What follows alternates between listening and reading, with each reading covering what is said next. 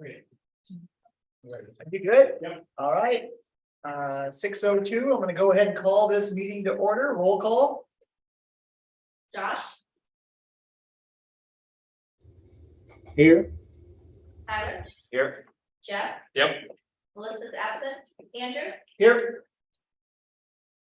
Before we go into the meeting, I think we need to take a moment of silence. We've lost two students, Zoe in the middle school and Jacob in the high school. So I please ask that we bow our heads and share a moment of silence for the loss of two students at Gilbert.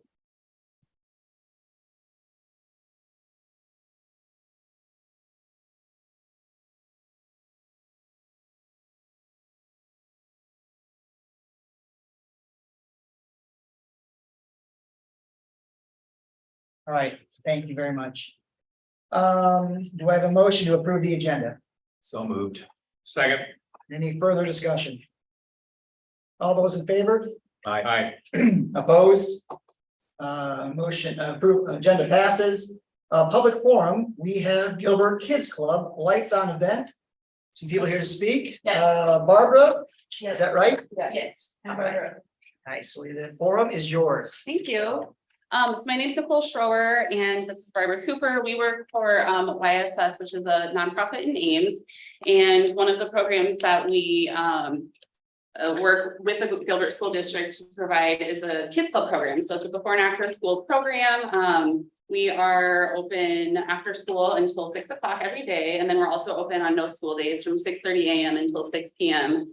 We do run over breaks, so like spring break, winter break, and then summer break. We have a really fun summer camp program. We're open all summer long. October is National After School Month, so that's why we come and visit these meetings in October just to kind of build awareness about our program and invite you all to an open house event that we hold each October. So Kids Club is, the mission of our program is to provide a safe and stimulating environment for kids to be after school, because research shows that between the hours of 2 o'clock and 6 o'clock p.m., those are like peak hours for juvenile crime, and when kids experiment with drugs and alcohol and cigarettes and anything else that they shouldn't be doing. So we just provide a safe and fun place for them to be. We do also offer a sliding fee scale to families. So we really want it to be a program that's affordable and accessible to everyone, so that we have a sliding fee scale and we provide tuition scholarships, and we also accept like childcare assistance through the state. So we really want everybody to be able to be a part of our program, and it's fun and the kids like being there and the parents enjoy, having somewhere fun for their kids to be that is in the school, it's in the school building. So we have one here at the intermediate school, and then we have another program at the elementary school, because in Gilbert, we actually do have pretty high enrollment, and it's great that we have a space at both of the schools. So thank you for that as well. We really appreciate that. I think Barbara just handed out just some more general information to you guys that you can take a look about, why after school programming is important, about our program in particular. And yeah, we appreciate your support. Oh, yes. Yes. So why we're kind of here today is to spread the word on our Lights On open house. So each October, YSS Kids Club participates in the Lights On After School, which is a national initiative that celebrates after school programs and their importance to children, families in the community. So ours this year is on October 24th, from 5:30 to 7:30 p.m. We'll be hosting the open house event here at the intermediate school down in the West Gym in the cafeteria. Children, families, school personnel, and community members are invited to join us for a shared meal, and we'll have games, all planned by the kids. So this year our theme is Mario Carnival, that the kids picked out. So we'll have carnival games, hopefully decorated as best as we can with Mario themed. And we're also gonna have a pasta bar potluck. So hopefully with the work of families and the parents that we can kind of pull that together. But yeah, we hope to see you guys there. Does anyone have any questions or anything about our program or what we do at Kids Club? Robert, you mentioned space. I mean, how are you doing for space that's provided? Is that adequate or? Here, yes, we are super lucky to have the classroom kind of down at the end of the hallway. It used to be the old home ec room, and then we have that, there's 2 gyms in this building, which is lovely. So then we have that kind of as our overflow space as well. At the elementary school, we have an even higher enrollment at the elementary school than we do here. So there it is pretty challenging because the space that we have to use to like store all of our stuff is one of the portable classrooms there. And since we're licensed by DHS, DHS says we can only have 30 kids in that classroom at any given time, but we have anywhere from, 35 to 45 who are there every day. So we have to get kind of creative about where we're going with the kids and if we're going to split them up and how long they can be split up. And then that kind of presents challenges because staffing has also been a struggle since COVID. We've never like fully recovered from that staffing problem. So it is challenging at the elementary school, but we make it work and we appreciate the school district being so accommodating and always, working with us to find extra spaces where we can be. And no school days in summer. That's pretty easy because we're not competing with anyone for space. So yeah, it's a lot easier during those days. But I hear that you're going to build a new elementary school and kids thought it's going to get their own wing. Close. Right. You've been talking to the city. Can I go? Yeah. So I have a question for you. So do we employ you or how does all this? Yep, YSS, so it's, the legal name is still Youth and Shelter Services, Right. which is the nonprofit that we work for, so they actually employ us, so. We have like a memorandum of agreement that we review like every 3 years with the school district. So I think you guys voted on that too, yeah. All right. Yep, and then we employ all the part-time staff. So Barbara's the supervisor here at the intermediate school. We have a supervisor for the elementary site as well. And then we have a bunch of part-time staff that help with the actual programming hours. Our part-time staff are generally college students or high school students who, are interested in going into like a human development field or education, and they want that experience with the kids. But that being said, there's a lot of turnover and, class schedules change every semester. So it has been. So who else? What other schools are you in? We are in 9 different districts. So eight different districts, 9. Yes. So we're in Gilbert, Roland Story, Ballard, Polonesco, Ogden, Boone, United, and Madrid. Okay. Yeah, thanks. Yeah, I was thinking. Okay. Yeah. Well, very And good. they range in size. So Gilbert, I would say, and United are probably our biggest, so where we have the most families who enroll their kids in the program. So some of our smaller sites are, maybe 15, 20, but Gilbert and I think United both see anywhere from 50, 60, sometimes 70 kids. 70 together. Yeah, every day. Wow, Yeah, thanks. yeah, thank you. Yeah, yeah. We're happy to do it. Good program. And anytime you involve kids, this is, Fiona said hi to me, and then on the back, she said, that cute. you're perfect. Yeah. So I'm very Little happy with surprise. my card that you gave me. That's so great that you got Fiona's. I love that. Thank you. Anyone else have any questions or anything? Perfect. Well, thank you for letting us come. Come stop by our open house. We would love to see you. Yeah, thanks for everything you do. Thank you. Yeah. Announcements and celebrations. Yes, well, there's a few celebrations listed there, always excited to share those. So the Iowa Council Teachers of English Friends of Literacy Award awarded this nice award to Lynn Reed, who is our district media specialist. Hopefully you saw that on social media. So we're very excited. Lynn is, she was here maybe a meeting or 2 ago, talking about all the things that she's doing as it relates to that policy, if you recall. She is somebody that helps all of our libraries and really does an outstanding job. So I was really excited to see that she was being recognized for this award. So very excited about that and thrilled, and really a lead in the area of library and what needs to happen, that people look to her to find out answers. So excited about that. And in addition to that, we had a middle school teacher of excellence award. Lauren Stevens, an 8th grade teacher, was also given an award. So we're excited to have her involved in it as well. So we want to just say thank you and congratulations to both of them. They were also both recognized on social media, so. Any other announcements and celebrations? One other quick one is that we have a new board representative in the audience with us. Yes, so she's not gonna come up and join us until next month, but she's here to see what it's all about. So I'm gonna ask Mrs. Bassett to introduce her for us first. I'd love to. This is Abigail Randall. Abigail is a junior with us and involved in a wide variety of activities. So she'll be here to join you guys and it will be a great representation of our students. So we're happy to have Abigail, and we also want to thank Carter, who's been with us, and we'll see if maybe Carter can come next meeting just as a little celebration and say thank you to him, but we're thrilled to have him. Carter always sat here because he ate licorice with me. Just to let you know. So, we'll put you over there, you know. I got you. Anything else, not celebrations? I will just say, because I attended the last football game at home, that was one of the coolest events I've been to with the cheerleading squad. They had all the little cheerleaders out there. And then the band was absolutely amazing with, I think there was like 6,000 band members out there. It was really a cool event to showcase our community.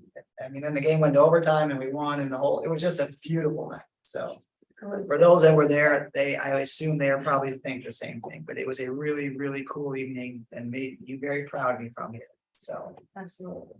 It's a great moment. Great evening. hearing nothing else, we're gonna move along to admin reports, superintendent update. Okay, so first thing I wanted to just share with you is that as you are aware, we're in the middle of a bond referendum where I'm out giving facts about the bond. Hopefully you received your flyer in the mail if you live in the district. And just wanted to point out that we have many community meetings that are available for families. Those are listed inside that flyer. They're also on our website. If you didn't have a flyer or you don't know where to look, you can go on our website. We have a few more coming up related to at different times as well. So at the high school tomorrow night, and then Wednesday morning, I will be at Thursday morning. I don't know, one of these mornings I'm going to be at the elementary on the 11th at 7:45 in the morning. So as families drop off, if they want to come in and have a conversation, these are not necessarily set presentations. They are come and go. So people have been coming in, asking questions, taking a look at the posters that we have provided. I have had some great opportunity to meet with groups. I have been over to Vintage Co-op. I went out and met with some sorority sisters, and that was wonderful.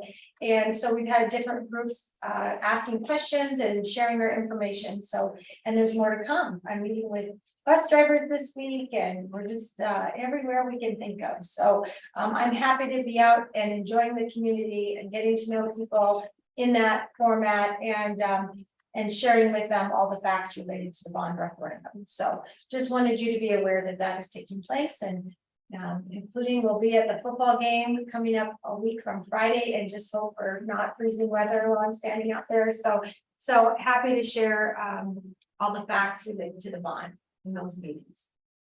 What would you say are some of the common questions you're getting?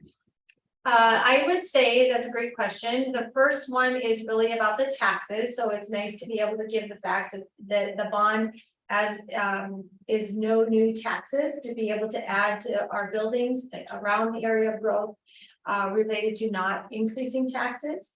That's been a big question. I have had some questions around the auditorium are we going to add to the auditorium? Remember, we talked about that for many times, and shared with people that that's not part of the bond this time, and it is something that we did discuss and look at as priorities. But families and people have been asking and really responding well to the idea of adding classrooms to accommodate for new students coming. They really are excited about that. They're excited about the new elementary idea, and then also providing for activities. Really, someone said to me today, it's really looking at the whole child. It's looking at music, it's looking at athletics, it's looking at the academics, it's all those pieces across all of our buildings. And then, of course, as you know, always I'm asked, and often it gets a laugh or a smile, that Slide Mountain will stay intact. So I continue to share that and people are very happy about that. So that's the information that I've been getting back from people. Great. Thanks for doing all those. Yes, thank you. Any other questions for Christine on that? Moving along, department updates. We all have the information in our packet. I've got two quick questions, if that's okay, Christine. Of course. One involves, and maybe it's for you or Carrie, the 2:30 Wednesday dismissal time. I know that was kind of a hot, not, I wouldn't say it's a hot button topic, but it was discussed a lot over the summer. I'm just curious how that was going. Well, I could answer that, but I know the amazing curriculum director, Carrie, is in the audience. And I would love to have her share a little bit about her experience as it relates to that.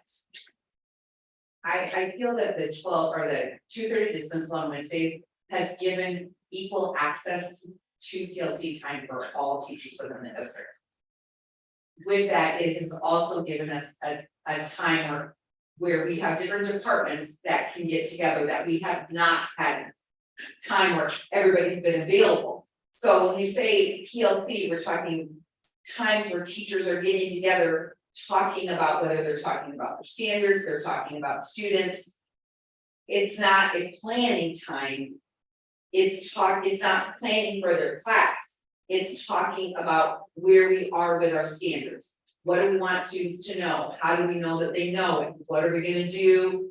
If they already know, what are we gonna do if they don't get it? So those are the questions that teachers are working through during that time. But we can bring groups of teachers together that normally we couldn't, that maybe we did, for example, like, our fine arts department, our music department, our PE health department, we could maybe bring them together twice a year during some PE time where we were scraping together 2 hours through that time. Where now we have 3 out of the 4 Wednesdays, those departments can get together, and then 1 Wednesday a month, they stay in their buildings. Because then they're doing some building student concerns things. And sometimes same with our counseling department is the same way.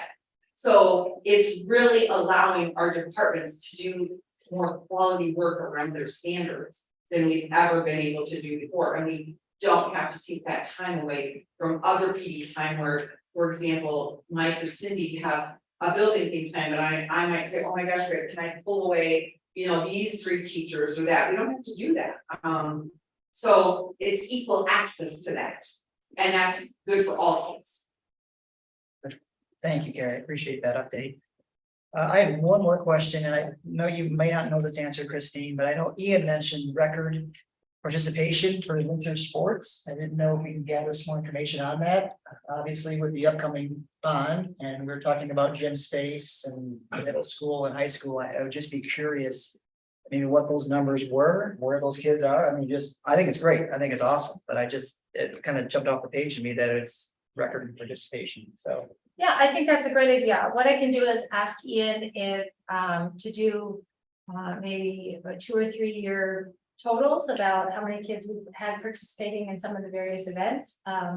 Activities that we have available that we're happy to do that. I know that, in some of the things, for example, I think about wrestling, if you remember last year with the girls wrestling program, we had 20 girls, which is, the first year we had it, which is incredible. And as I worked with area superintendents, what I found is that, they had a much lower number. So it just shows that our kids it's one example of our kids being very active, wanting to be involved, esports, same thing. But I think it'd be a good opportunity to take a look at the numbers and say, what does that look like? So we will be happy to do that and bring that back to you next month. And even something, as you're talking to community members, it's good data to have. Absolutely. Again, there's obviously a portion of this bond is for education, but a portion is also for extra school activities. So I Absolutely. think it'd be great to have that information for you.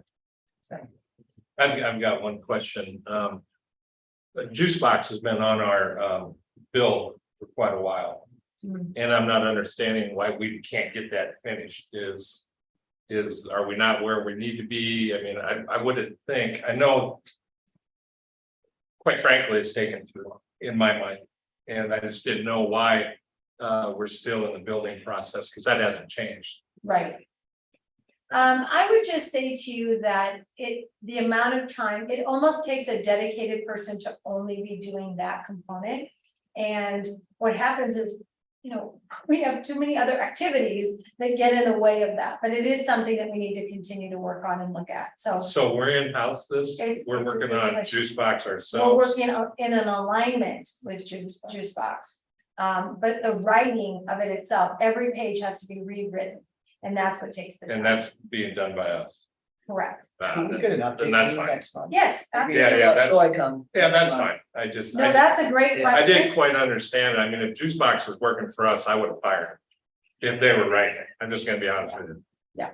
But if we're working with it, plus doing everything else, I understand. It's a good question, Okay. but I will certainly get an update, but I know.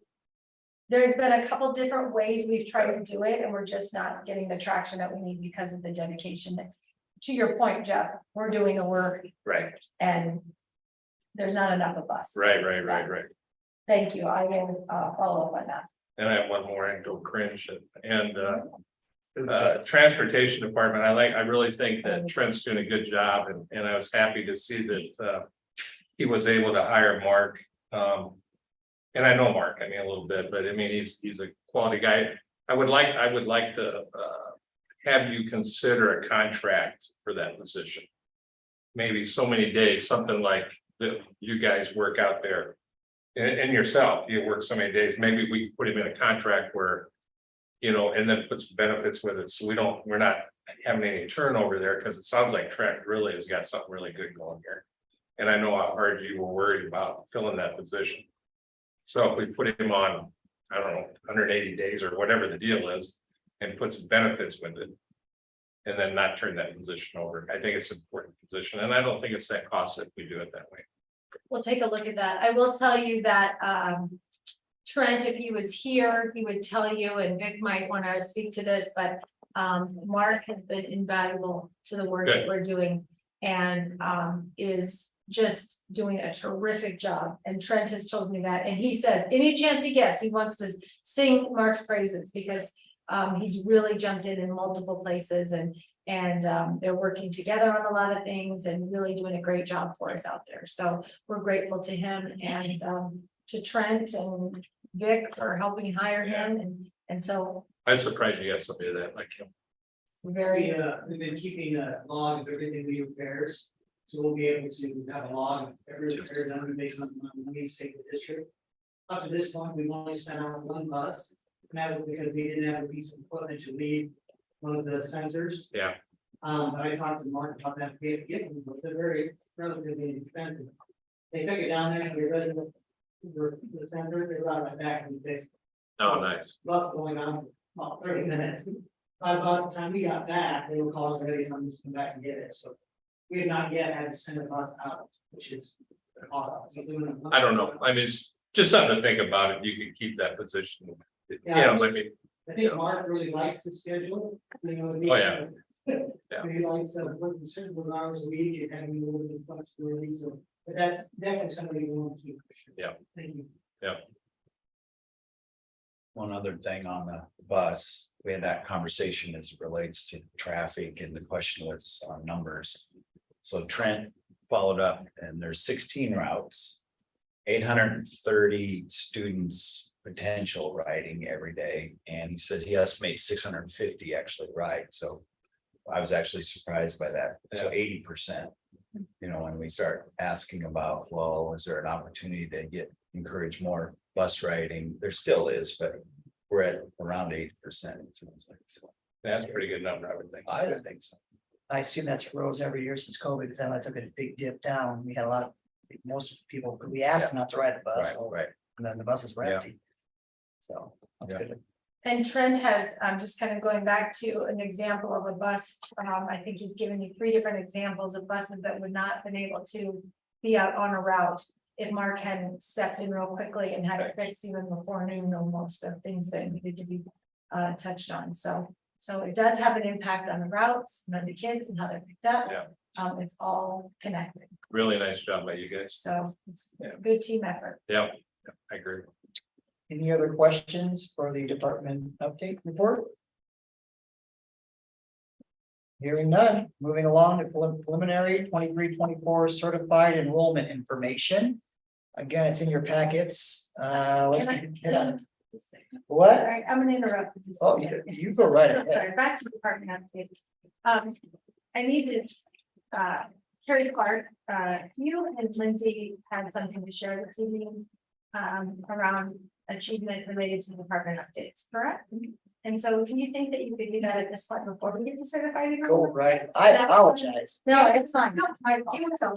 Yes, No, we're good. does that work for you, Gail? In that segment, this segment?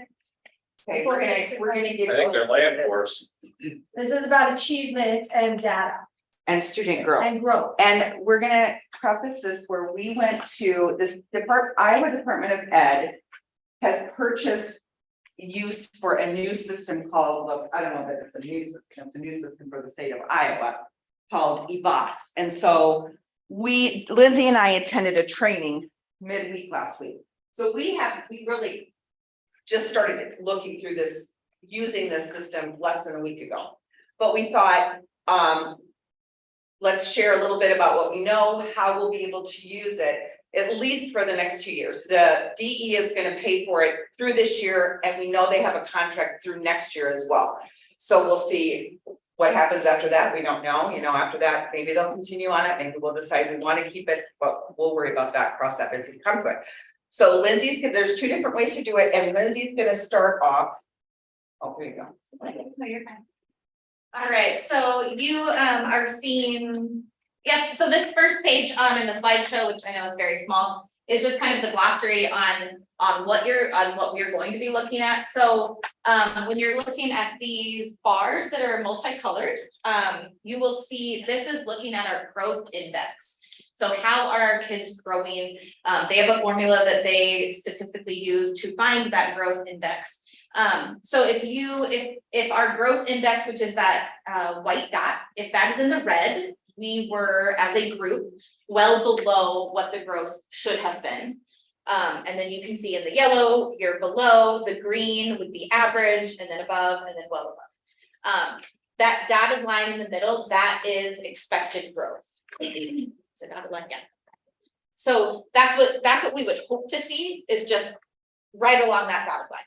Anything above that dotted line is awesome. Anything below that dotted line is less than expected growth.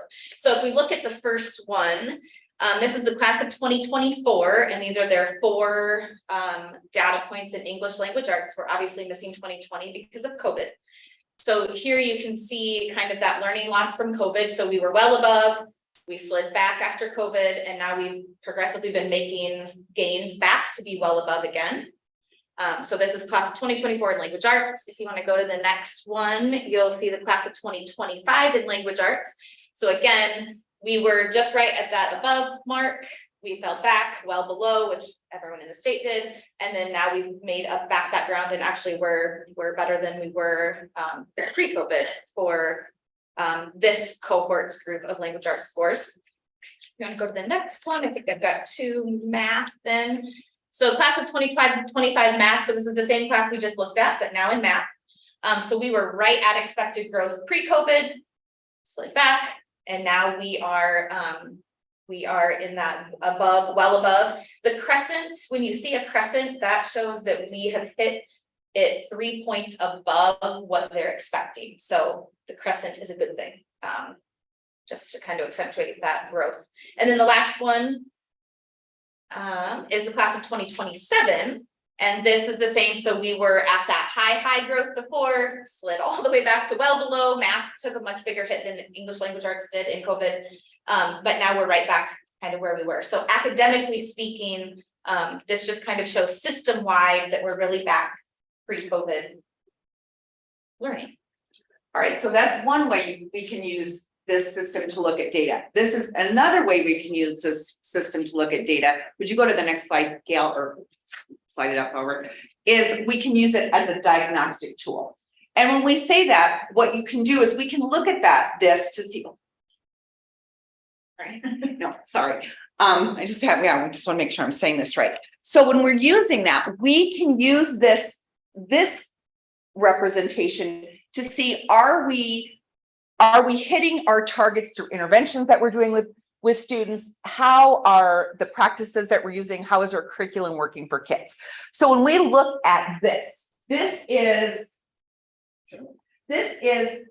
English language arts, 6th grade, 2023. So this is last grade. So when we look at this, everybody, we have 5 groups. We have our lowest, our mid-low, our middle, our mid-high, and our highest.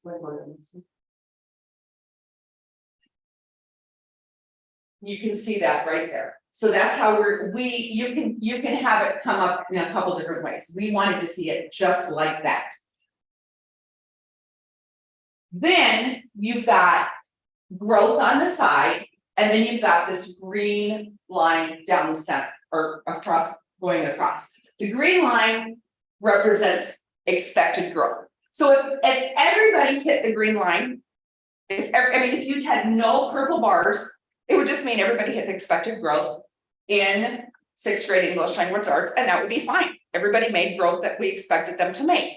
But what we can see here by looking at this group, we can look at this a couple different ways diagnostically. We can say, okay, our lowest tier made growth, very good growth. Our highest tier made good growth, and we have growth in the middle. So you might look at that and say, well, but what does that kind of growth mean? Now, that does not, the size of the bars has nothing to do with the number of students or anything. For example, in this group here for the 6th grade language arts, that only represents 6 kids. But of those 6 kids, their average growth index was 7.04, which for 8 kids in the lowest tier, for their growth to be that, for their average growth to be that much, that's pretty fantastic. Just for this cohort right here. Now, here you've got the mid-high group. That is 29 kids. Of those 29 kids, their average growth was 2.17. So that means there was kids that were higher than that, and there was kids that were lower than that. Now, this is a snapshot of English language arts. But what we can see from that snapshot is, okay, things that we're doing are working. And remember, this is just a first glance. I mean, we're just giving you a first glance. And you are actually our guinea pigs because we have not had an opportunity to share this with teachers, but we did want to share some new tools that we have that we can look at with data. Now, here is an example of looking at the same type of data, but looking at it with math. Now, you can see again, we have growth across all achievement levels, whether you're whichever group you're in. And sheet here. Once again, we can say this group here, that represents 10 kids. Of those 10 kids, their average growth was 10.38 in that growth index. I'm going to say once again, that's for your lowest tier of kids. That's pretty amazing. That's awesome growth. Here in your highest growth, or your highest achievers, that represents 60 kids, and that growth is 8.51. Now, once again, that's a snapshot. But when you think about 9th grade, you've made a big transition to the high school. You've got kids in all different kinds of math classes at this point. Now, when they take ISAS, everybody, it doesn't matter what math class you're in, everybody's taking the 9th grade level math. But you've got some kids that are taking geometry. You've got some kids that are taking advanced algebra. You've got kids that could be taking Iowa State math class. You know, you've got your extremes on both ends. But that still says, look at what we're doing. And we have one more to show. And this would be science. Now for science, we only give it 3 times. We give it in 5th grade, we give it in 8th grade, and we give it in 10th grade. And this is our 10th grade. Now you might say, oh, look at, there's nobody here. Well, actually there is somebody here. There's 3 people there, if I remember right. Yeah. Yes, thank you. There's 3 students there, but they all made expected growth. So that's why there's nobody below and there's nobody above. They're just expected growth.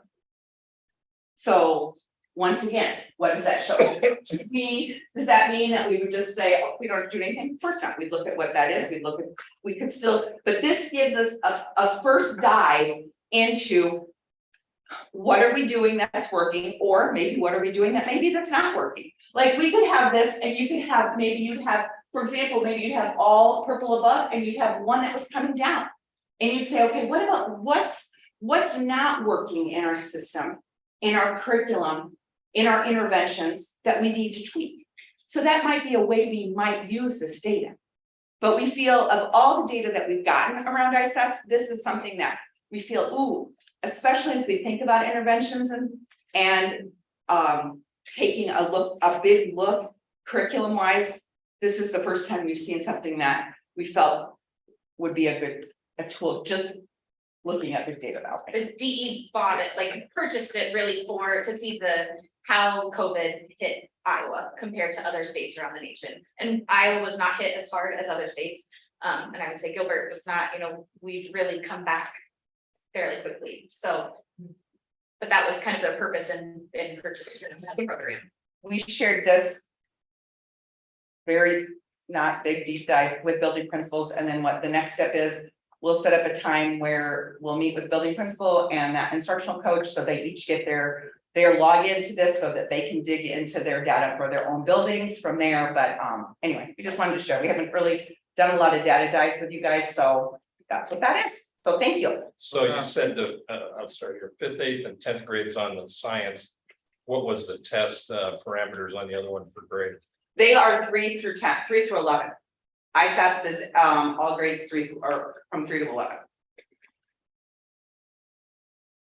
And the ELA score is they take, it's a reading, a math, a reading, a writing, and then kind of a language piece that and then they meld those scores together to come up with the ELA score. So we take testing right now. Is this an additional test already, or are they just using the results of tests we're already taking? Using the results of the ISASP. So we're not asking our 2 students for another test. No, this is a score. This is the test that we took in the spring. We don't get the results. We take it in April and we get them in September. So the state of Iowa had Pearson release all of the student data for all of Iowa. Right. To then get the data for all school districts in all of Iowa. Yeah, I think this is cool. I mean, I think I'd want this information. Yeah. It's interesting, COVID, when you first glance at the numbers, you don't put it all together until you hear the term COVID, and then all of a sudden it just makes all the sense in the world. Yeah. Like it just, like when the light bulb went off, I'm like, oh, now I see it. And also going back to the question that we had earlier this evening about that 2:30 dismissal, this is a perfect example of the conversations that teachers and principals are leading with staffs about, what does our data look like? What does the growth look like? What is not only intervention, but what are our extensions look like? Our teachers do such a wonderful job providing at all those different levels. And then to see these results around growth. Proficiency is one number. It's not in this report. It's an important number, but it's really growth to say the growth represents what is we are doing each and every day, meaning our teachers and our staff, and to have this kind of report is really, really helpful. Will you get other schools' information shared with you? Unless we networked with our peers to see if they'd be willing to share it, we'd be willing to share it. There isn't there's not a warehouse somewhere to go and look at everybody else's data. It'd be nice just to see the data. You wouldn't even really need names.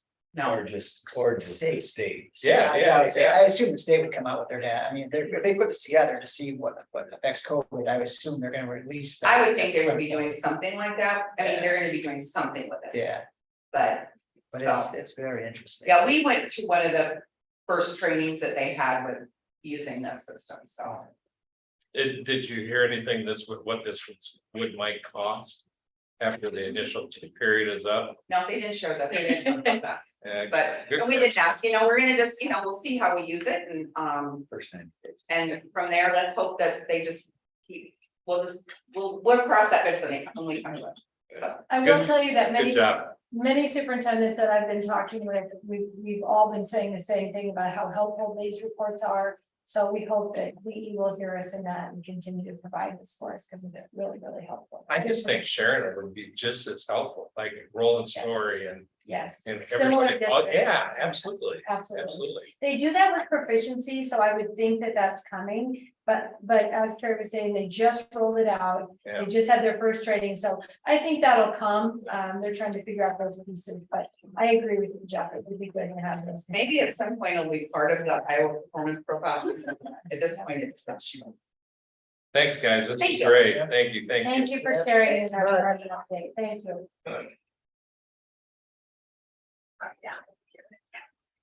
All right, moving along, a preliminary 23-24 certified enrollment information. You want to hit on this, Christine, the numbers? Sure, so you have that report in front of you. Gail provided last year's information as well as this year's, where we are this year. We are looking at an increase. We're looking at 17 additional students, so increase is always good. That impacts the budget. I will tell you that we have less students that are enrolling out. And then we have less students enrolling in for open enrollment. And that may be, as Gail and I were discussing this and looking at it, it might be because they may have open enrolled in and now they live here. You know, sometimes you don't always know where they are. The other interesting piece to this is that sometimes I get asked around enrollment about how did the voucher, also known as the ESA system, how has that impacted us?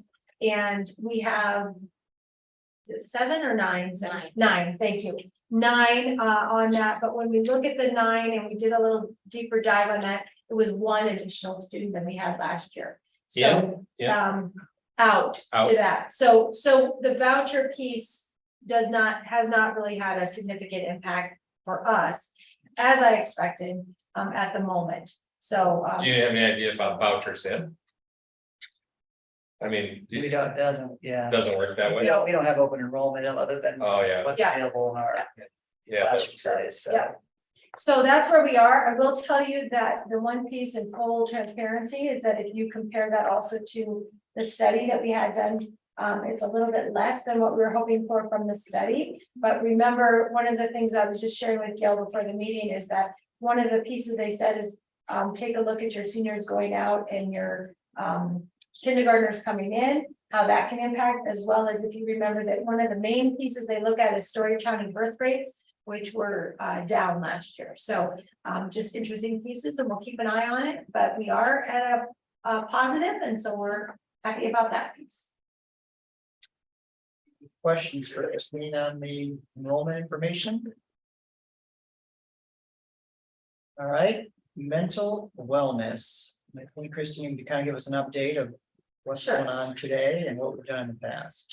What I prepared for you in your packet is a document that is a working document that we've had ongoing for multiple years.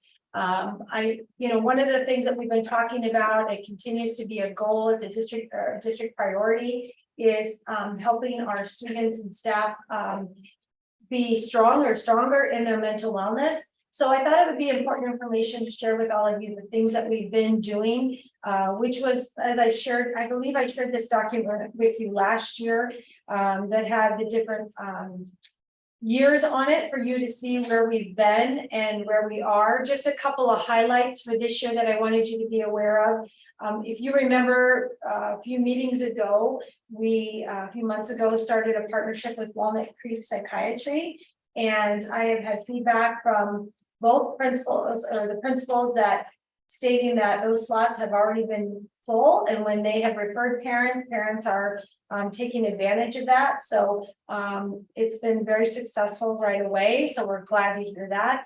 And then also Walnut Creek Psychiatry has been open to possibly bringing in additional people. So we're looking and having conversations with them for that piece.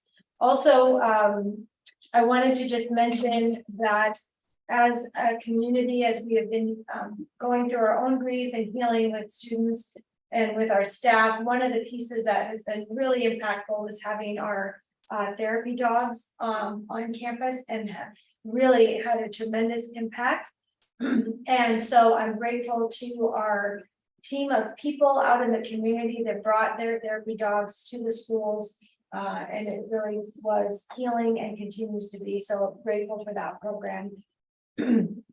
Excuse me, and then, as I said, it continues to be a district priority that we look at model wellness for our students and know that we continue to have our student assistance program that is free to our families.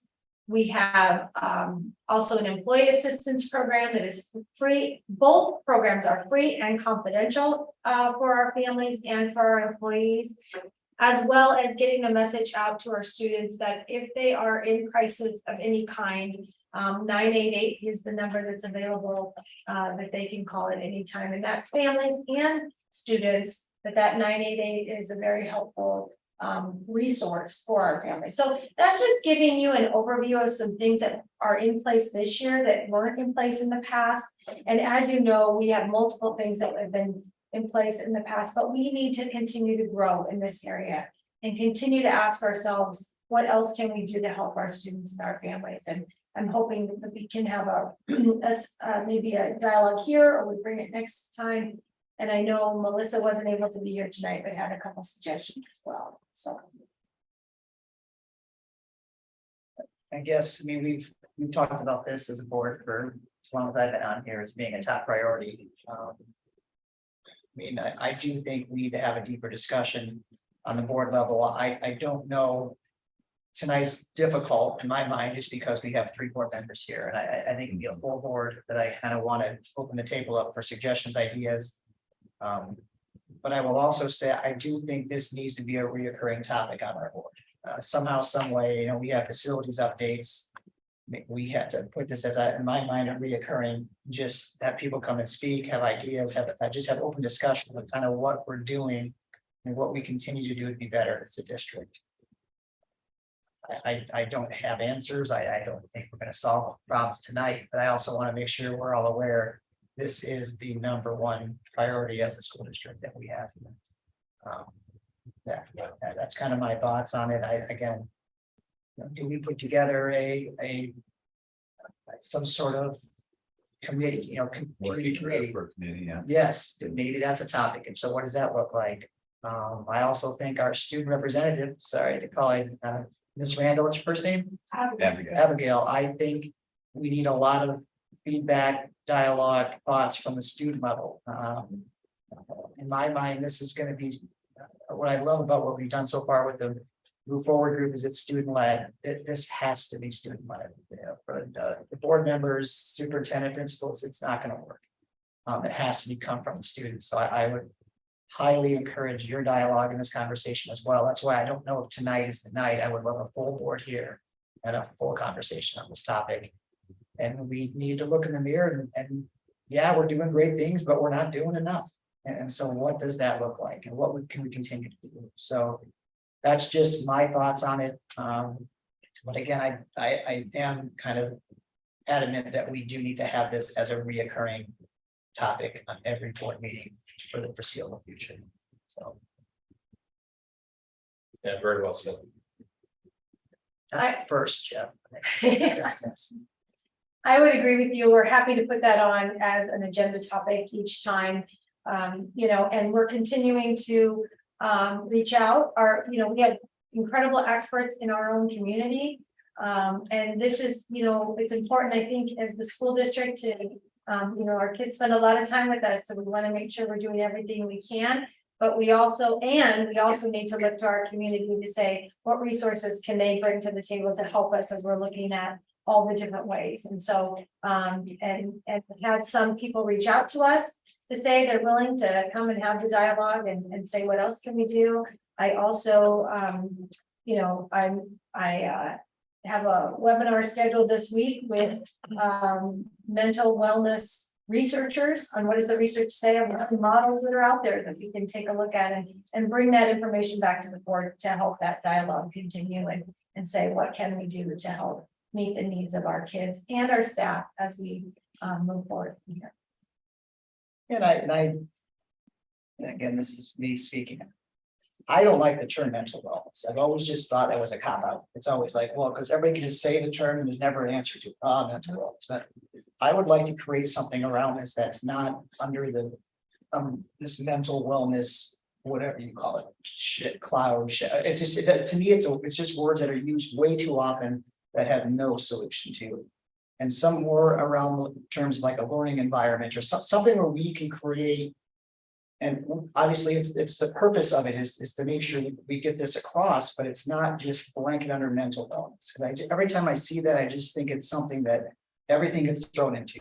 And I'd like to pull it out and really do a deeper dive into just our school environment. What does that look like? How can we make it better? And again, I'm just speaking out loud here. I really, again, I don't have answers, but I think we need to start to, I've never liked that term. Just because, again, I think it's an easy out for everything. The list you provided was very helpful, pretty amazing, really, all the different things. What I would suggest would be maybe even a work session just to better understand that for the board, which would obviously be open to the community. But when we think about some of the other things we do at the board level, I don't know if this would be hiring, but we bring in some experts to help us, you know, the first thing we think about is facilities, right? So is there, as you look at that big list of all the different initiatives that have been going on in the district,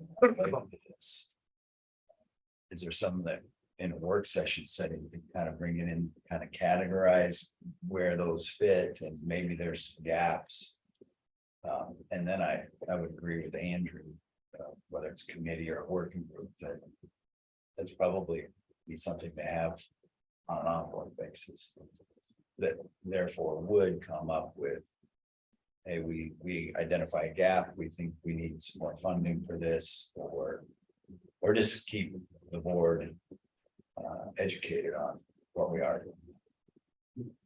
I think it's a really good point, and also a real tribute to the district, because if you look at that list that is generated, and we've been continuing to add to it. It started in 16-17. So Gilbert was, doing things on training kids and teen mental health long before it was a word in the poster. I mean, really, really a tribute to the team previous to me being here, and to the board at that time, and to the leadership to bring that. And so, and then to your point, Tyler, of what are the gaps? And we've had some great work. Dr. Nancy Burns came in and has spent some time with us at the high school level, at the leadership level, and really posed some wonderful questions. She is works at Drake University and posed some really wonderful questions about how do we bring the community into the conversation, to say that we're all sitting around the table and saying, what's here. I like the idea about categories and what are some gaps, and is there funding that needs to go with that, and what does that look like? And so I really appreciate what you're sharing, and I think it's important. So thank you. Hey, Josh, if you're still on, I know this is a big passion of yours, and I just wanted to hear your thoughts and kind of where you're at. Can you hear me? Yep. Yep. No, I think it's good. I like the idea. It should be a reoccurring topic. As far as what we call it, I don't have any big ideas on that. I do like when you mention that it really is the learning environment. And I think that that's something that's also important for us to recognize, is that we do have limitations on what we can and should be doing here. Something that can be harmful sometimes is when we try to solve problems that we don't have the authority or the capacity to solve, and then sometimes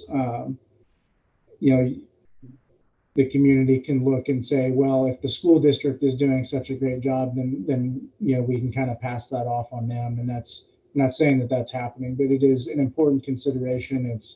We can only control what happens once the students show up at the school. There's a lot of stuff, and there's a lot of evil that happens outside of the school district. And I think in order to best serve the students in our district, we need to understand what's happening outside of it, even if we can't necessarily control what's happening outside of the classroom.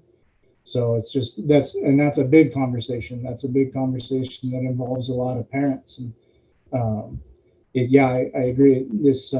the solutions need to be led by the students, and the buy-in at the parental level needs to be just as important. There's not a lot we can do. We're kind of just chasing our tail if we don't have involvement and commitment at the parental level. Thanks, Josh.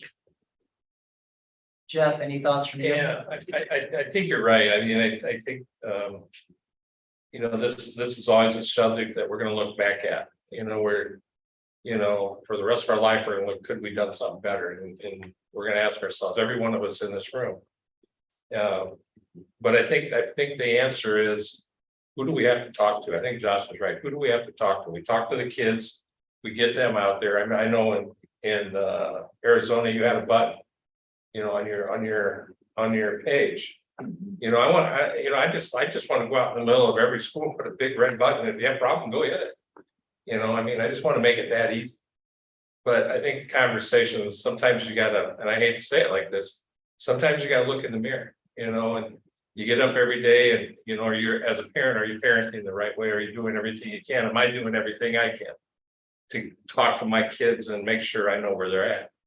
That's tough, you know, and it's at the end of the day, it's all about the kids. We get all that, you know, but I think the conversation's got to happen differently than it's been happening, because it hasn't changed. To Andrew's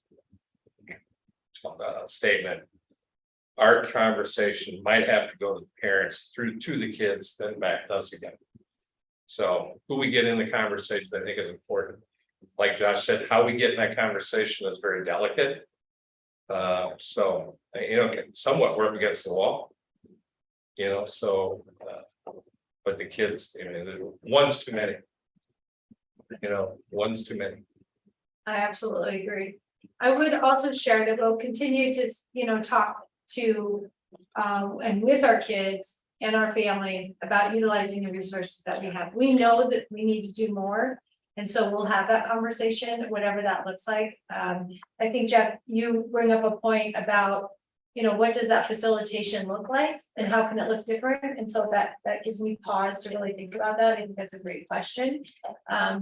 I will, for example, with the partnership we have with Story County, we have P3 where someone's concerned about someone, they can utilize that resource, and when kids do, action takes place. And so it's important that the kids know, and families know, what resources are out there. And they do what they can to utilize and tap those resources. I think that we continue to share that, but I also, when families are struggling with all the things parents struggle with kids, it can be lonesome. And so we have to, you know, be vulnerable and say, okay, let's make the phone call. Let's see who can help us in this. And so, and if it's us as the school and getting our counselors involved or other organizations, then we want to be that person too. So, because it is about the kids and our families, I would agree. I don't think, again, kind of like, I think mental health is an overused No, term. you're right, Andrew. Can't be called that anymore. But I also think COVID's an overused term, but you know, you look at, I mean, this is data, this points right to COVID, what we've lost in regards to academics. Well, I can guarantee we can take this exact same data of what we lost for kids' mental health, just would follow this exact same. So we're trying to get them back to where we were. And some, I mean, may never come back with regards to fear and, I mean, everything else that went through during that time. So yeah, I guess my take is let's keep it on the agenda. Let's discuss possibly putting a group together of some sorts. And we can maybe just discuss that maybe next board meeting, but that group does need to involve students. I mean, and I don't think like one or two students. I mean, I think it needs to be kind of a group of students with the kind of the adult just sitting and listening from the community. And again, nothing against the board. We're not going to solve the problem. I mean, it's really just not. So. Anything else from anybody else in the room? We'll bring more information back next time. We'll get that on the agenda and we'll get started on some of those things that you shared. Thanks, Christine. Board reports. We have the November 7th elections. As everyone may or may not know, we have 4 seats that are open, 3 4-year terms and 1 2-year term. We have 3 candidates for the 3 4-year terms. They are myself, Nathan Kearns and Mindy Rash. And then for the 2-year term, which is 1 open seat, we have Melissa Pearson, who applied for that. So other than, thank you, Nathan, thank you, Mindy, for putting your name out there. We'll see where it all goes, but again, thank you very, very much. Ask Jeff for tips on how this whole thing works. The 78th annual ISB convention is November 15th through the 17th. The 2 main dates on that really are November 15th and 16th. So for those new board possible candidates, I would put those dates on your calendar. More information to come. Gail's going to be shooting out some information to all the board members and to kind of get a feel for what classes you may be interested in. So more information to come. Next topic is we need to select a delegate for the delegate assembly on November 15th. This is, I was part of this last year at the ISB convention. Unless you want it, Jeff, I will volunteer myself to go there and be part of it again. Andrew, you got it. So yeah, I did it last year. I figure I'll do it again this year. If that's okay. So I will select myself. I hope that's okay. You appoint yourself. I'm going to appoint myself to the delegate assembly. It is a fun process. Dictatorship now. We tried. I didn't see the arms raised. Yeah. Facilities report. Dr. Trujillo, you have an update. I do. I have a couple updates. The first thing I wanted to share under facilities is just, I met one of our new education consultants through CMBA, Lee.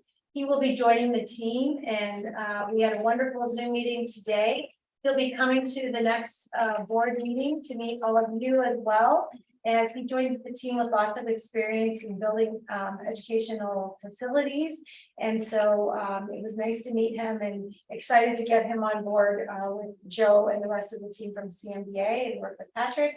And so that's took place today. And then the second thing I just wanted to share is that we have a meeting with, and we as in Patrick from DeNovo and Vic Vanderpool went as well with Mayor Pop in the city of Gilbert, representing the city of Gilbert, for a proposal for a 2nd Street extension or expansion of building a road that would be helpful. Mayor Pop shared the drawing, and that's in your packet of what that would look like, as well as a budget potentially looking at an ask of $2.2 million prior to purchasing the land that would be required.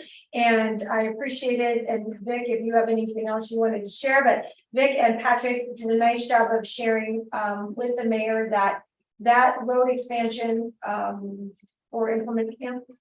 to be implemented is not part of our bonding process and is not in our current budget. Now, while I appreciate the concept around wanting to expand that and to continue to talk about alleviating some traffic around the roundabout, I believe that the work we're doing with CMBA on creating a driveway that will be safe and helpful in traffic will take care of those needs without that added road. So I just wanted to bring that to your attention, let you know that that was shared, and wanted everyone to know that that is not a part of our bonding. It's not part of our budget. And I do believe that the safety of our students and our families as it relates to traffic will be addressed as we build those driveways the right way, as we look to expand the intermediate in the future, pending the bond passes. Christine, that $2.2 million number, the estimates that we have in front of us show 1.8 million. You know where that? I can ask Vic if you do you have remember that, Vic? a clarification on that. What I was given was the form that had that initially was 1.5 and then it went up to the 2.2. Did you have any more to share with that? Okay.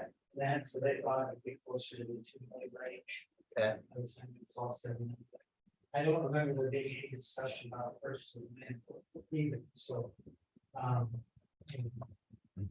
That would have to be included, obviously, that amount included in that, so.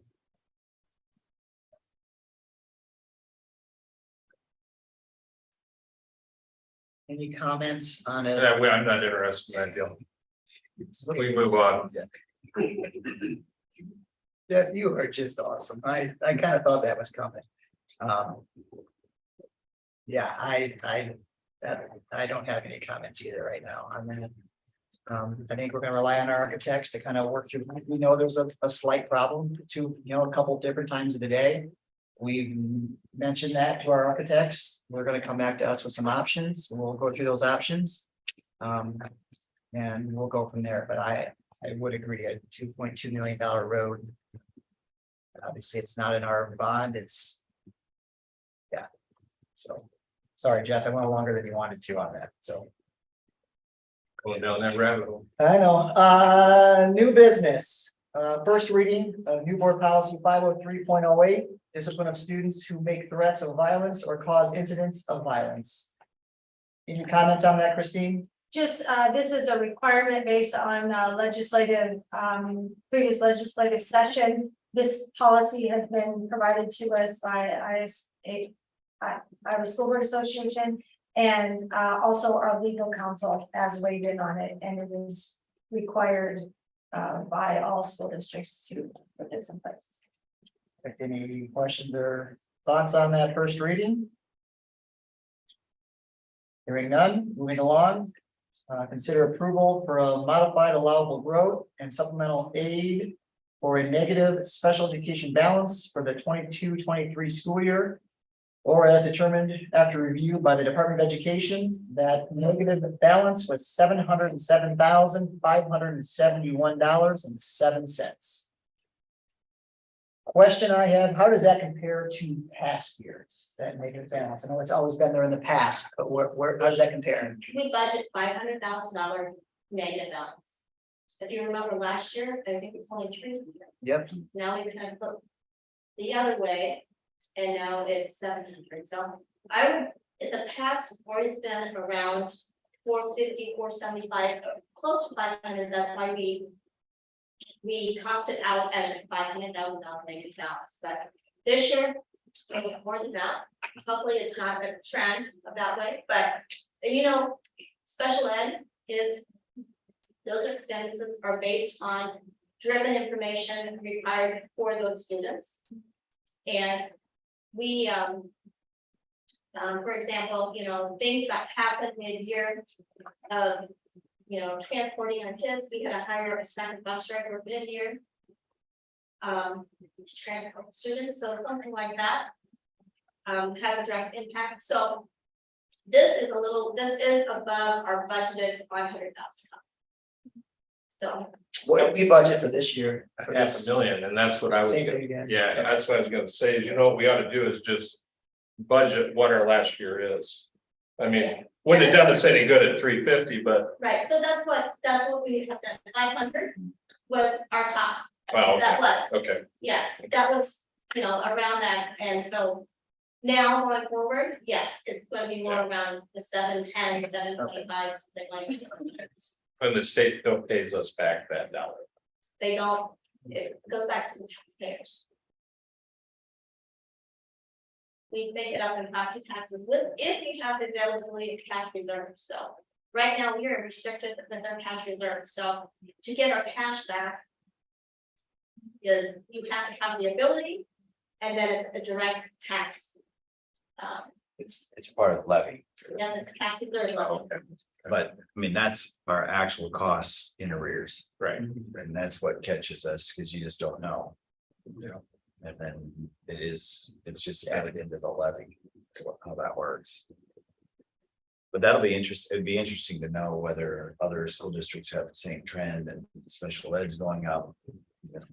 As far as a percentage of the students. So. Right, and my experience just in historical knowledge, not related necessarily to Gilbert, is that that continues to happen. The special ed costs can go up. And the state doesn't provide full funding, and so that continues to be a rub as it relates to budgets. That's something we see in school districts, which is unfortunate, and why it's so important that we continue to talk about full funding for all student needs. So the best thing we can do is approve this, so we can at least try, we get the authority, and if we have the cash availability, put the cash back into our bank account with the cash reserve at the budget of the fiscal year 25. So moved. Second, Yep. any further discussion? All those in favor? Aye. Opposed? Motion passes. Next action item, authorize the district's administration to submit a request to the school budget review committee for a modified supplemental amount of $48,244.30 due to the excess cost of providing the limited English proficient program in the prior year. So this is our limited English proficient, or ELL. So it just basically says that the amount of funding we were received, we had expenses that were 48,000 over revenues received for that fund.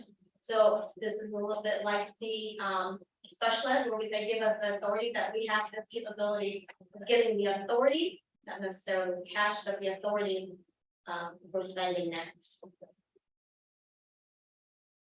Like motion to approve. So moved. Second. Further discussion? Okay, I missed that. I did it. I did it. First, second, Tyler. This one, John. Any further discussion? All those in favor? Aye. Opposed? Motion passes. Gail is not feeling great, so limit the questions on the financials. But Gail, you want to give us, Start talking about helping the typical. yeah, so quick little update in the financials would be great. So with our fiscal year 23 ending a little higher on our expenses, we are taking a little bit more time and doing a deeper dive into fiscal year 24 for our line item budget. So we're revisiting that. We have to revisit it. We have to slow down our expenses. And so we need to take some time to do a new projection. Is based on how we ended fiscal year 23, really changes things going forward. So Travis and I are trying to find a time to schedule. We're also busy right now, but we're really close. I'm really close to getting that line item budget done. But we want to get more of a fiscal year 24. As you know, it impacts the future percentage of expenditures and the growth. And now that we have to certify enrollment, so. I would like to bring Travis in, probably maybe with the new board in December, January, have a work session to talk about this. You know, that financial model is so important to us as a district. And so bringing the new board on board with how that works, and so they become familiar with it, and then we can really dive into where we're at, where we ended, what it looks like going forward, and maybe set some new financial goals. Thank you, Gail. Any questions for Gail? Let you off the hook tonight, Gail. See, I prepped them for you. I know Jeff had a whole list of questions there on money. He was waiting. I only have one cup.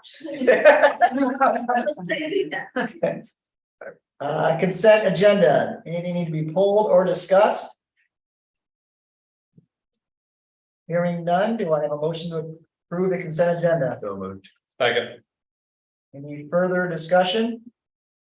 All those in favor? Aye. Opposed? Consent agenda passes. November 7th is election day. Everyone get out and vote. November 13th is our last board meeting as this board. Tyler and Jeff. Gonna be a party. December 11th will be our new board, as well as our organizational meeting. And then our January 15th regular board meeting as well. Do I have a motion to adjourn the meeting? So moved. Second. All those in favor? Aye.